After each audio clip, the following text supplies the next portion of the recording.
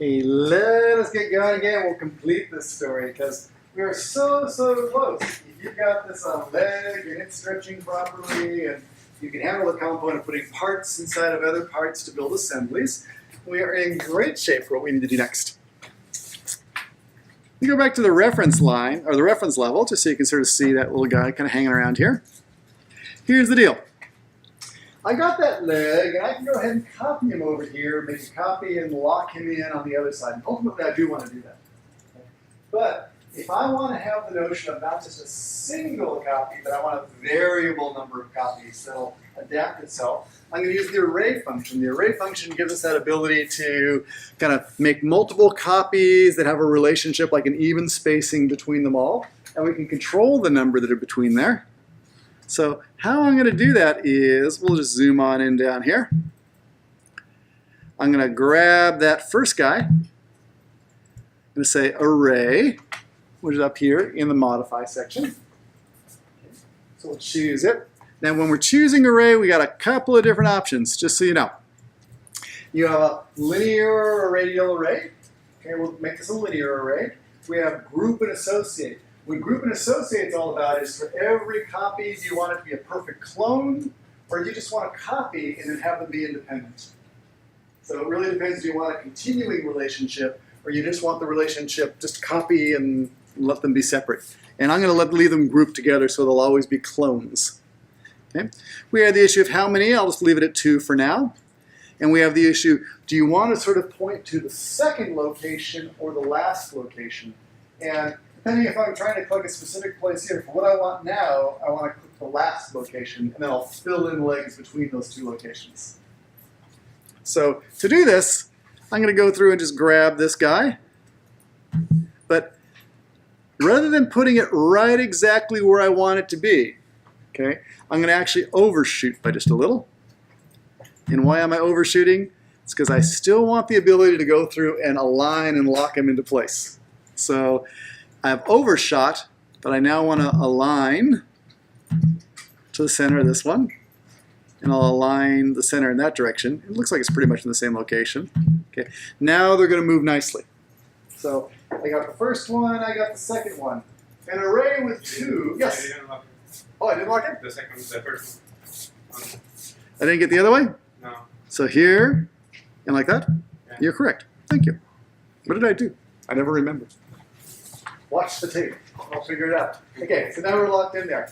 So now, hopefully what'll happen, let me stretch this out a little bit. Let me make the table a little bit longer. Okay, the table legs are moving nicely. That looks good. Notice the table got wider. It not only got longer, the table got wider. And they followed nicely because the front or the starting point and the end point were both locked. So it'll fill in. Okay, we're looking pretty good. Now, an array with 2 is not very interesting. That's kind of boring. That's not very smart. We can go through, though, and click this, actually either of them, really. What I'm trying to do is, it's hard to see, it keeps on disappearing, but there is something called the array line. And if you choose that, you get a parameter, which is the number of elements in the array. So I can make that 3. Oh, that's interesting. I must have had second instead of end. Let me undo this. It's going to make for a bad demo. Ungroup.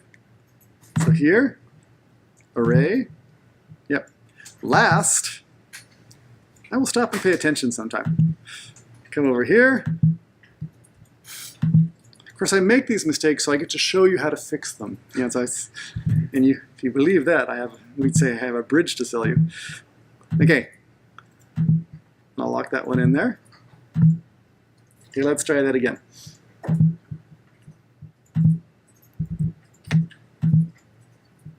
That looks pretty good.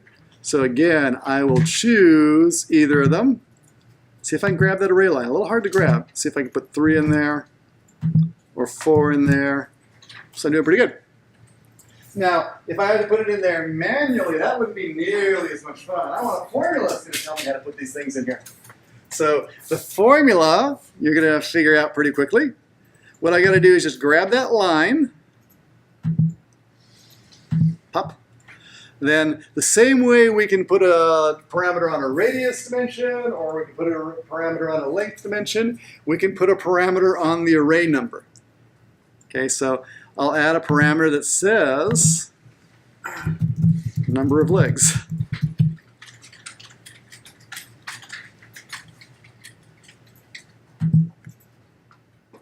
So I got 4 or 3. So I can put that in here and change it to 3 legs or 4 legs or 16 legs, whatever it is I want to put in here.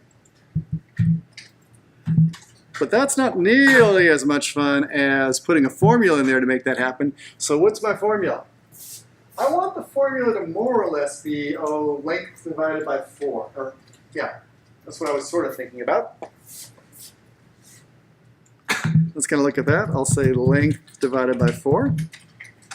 Okay, so 12 feet, 3. Is that right?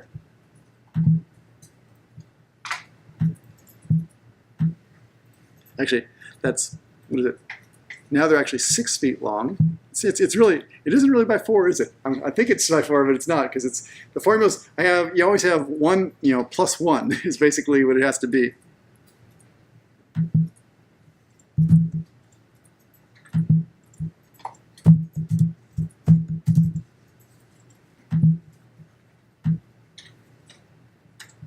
Let's see if that works. I think that's about right. If I'm trying to honor that 4-foot dimension. Let's change it. We'll make it like 13 feet. Okay, it's still 4. Let's make it 15 feet. Okay, what's going on here? The leg-to-leg distance there, 15 feet. There's 5 legs in there. Actually, I think that, is this more than 4 now? I think it is more than 4, because here's the basic issue. If you just leave it in here, divided by 4 and then plus 1. If you don't sort of put anything special in there, what it's always going to do is it's going to round up or round down. It just sort of rounds. So if you have 3.1, it's going to bring it back to 3. And you know it needs to be an integer. So 3.1 is 3. 3.2 is 3. 3.3 is 3. 4.51 or 3.51 is 4. Okay, so you can decide whether you want to have that rounding behavior, depending if that matches your physics. Or there are these nice functions. There's a round up and a round down if you want to control that. So if you don't just want it rounded, if as soon as you cross 3, it's 4. You don't want 3.2 to round down. You want it to round up. Okay, that's just a slightly different function called round up.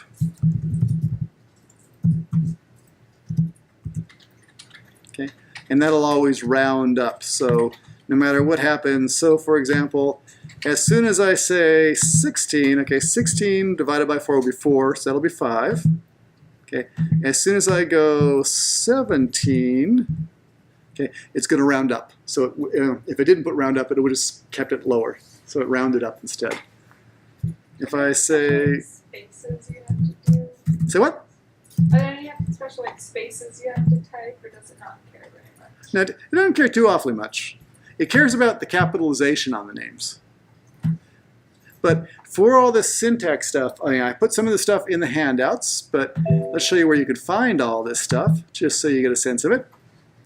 Where to go? In help, which no one ever goes to help. Help has all this amazing stuff in it, but no one ever goes there.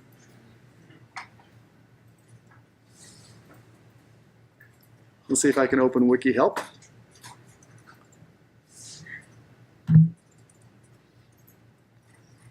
So in the help system, let's do some searching. And what do I want to say? I want to say formulas. You can use formulas, conditional statements, valid formula syntax, using formulas for numerical parameters. There's some conditional stuff in there. Resizing elements with formulas. Let's see what's available. So here's all those funny ones, including some new ones that didn't used to be in here. So here's round up, round down, kind of giving you some examples, some other stuff. So, help's out there.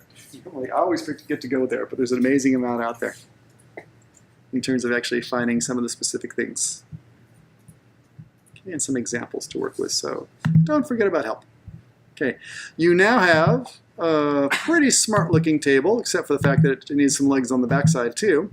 But, you know, that's the basic idea behind this. And I'll kind of just leave it, to complete it if you want to. So 14 is just down to 5 legs. If I say that it's 50 feet long, it's got a lot of legs in there. It starts to be very smart. So think about how this could be useful. Here I'm doing it with table legs. If you were creating some like arcade, like, you know, around the Stanford Quad or something like that, and you know that the columns always want to be about 10 feet spaced, and you want it to be any infinite length, you can make a really smart part, you know, so it doesn't have to be small pieces of furniture. It can be big architectural objects too. Yeah. It's we could say if it's a gazebo, if the radius is greater than a certain distance, that it's going to put more columns around the outside and break it into more segments. It's really a lot of power in this stuff. So it's really however you want to use it. Okay. Any last questions about that stuff? That's all as far as I'm going to push that. I want to shift over now to thinking about materiality and rendering and kind of visual appearance stuff. But yeah, good. Why did you decide to use like a different element for the legs, a different family for the legs, and not use Just an extrusion? yeah. Yeah. The reason was because when I arrayed, okay, if I raise the height of the table, let me raise the height of the table. Okay, so if I raise the height of the table now, so it's going to be like 6 feet tall. Okay, because I used the separate element and arrayed it, okay, it did the right thing. Okay, whereas if I just did it as an extrusion, the first one would be set to the bottom, the last one would be set to the top, and the in-between ones would just be some arbitrary place in between. Okay, so that's really the big issue. Okay, so watch out for that one. As you're creating your things, if you try to, stretching arrays is problematic, is really what it kind of comes down to. So this encapsulating them and bringing them into separate pieces just gives you more control. Okay, but again, so for all this stuff, again, if your parts if your ones you're submitting don't have like arrayed, parametric, blah, blah, blah, that's A-okay. Don't feel like you need to go and create something like that. That's just there to kind of let you know where it does go. Yes? Most of the cable to copy that array. That's kind of an interesting question about what would happen. And I don't 100% know. You know, my default, or my worst case scenario is I'm just going to put one leg over there and kind of lock it that way. Let's see if we can make it work. I'm actually sort of curious. But arrays, of all the things we work with, arrays are some of the trickiest things in terms of their behavior, like when you try and drive them parametrically. So let me see if I can figure this out. Now it's just there, and it's just there. Let me see if I can grab the entire array. Well, let's try this. I'm going to grab, that's the entire array's worth. Yeah, I'm betting it's going to break because of this. As one of the array changes the number of elements, I don't think it's going to copy accurately to the other side. I don't know, but you know, we'll see. If it's going to work, I would say that falls into the happy coincidence, which, yeah, I'm just not so sure about. Okay, let me, I got it on one side. Let me choose some point. I don't want to be there. Try it again. Array them. Actually, that matter, I could just copy them. Yeah. Arraying would be if I wanted to make 2 or 3 legs in that direction. Well, I'll try arraying it first. So again, I'm going to overshoot. Okay, then I'll try aligning this line here. See if I get the center of that. Okay. Anyone want to bet? I'm not sure if I bet for it or against it at this point, but let's see. Okay, we'll make it like 20 feet. Thinking hard. Okay, so it's a little upset. It says constraints cannot be satisfied. Let me remove a constraint. Okay, so this is kind of the behavior you see. It's the slipping behavior where you see that this one's locked here, that one is locked to the original location, but they've all sort of slipped past each other. So yeah, that's where you if I wanted to create an array of array, I might make an array of legs as a part and then plug that in, but it's getting complicated at that point. Okay, but So the existing would be copy Oh, to children array them. actually, what I would probably do in this case is, let's go back over here. Is I would say that, you know, the same one piece that's over there, let me just copy it over to here, and I'll align it over here, just the same way I did. Okay, and then array it on that side too. And then I could have the same parameter driving the number of legs on both sides. Make sense? Okay, let's leave it at that.